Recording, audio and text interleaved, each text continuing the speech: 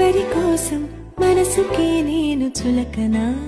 ఎంత దూరం ఈ ప్రయాణం, కోపమానాపై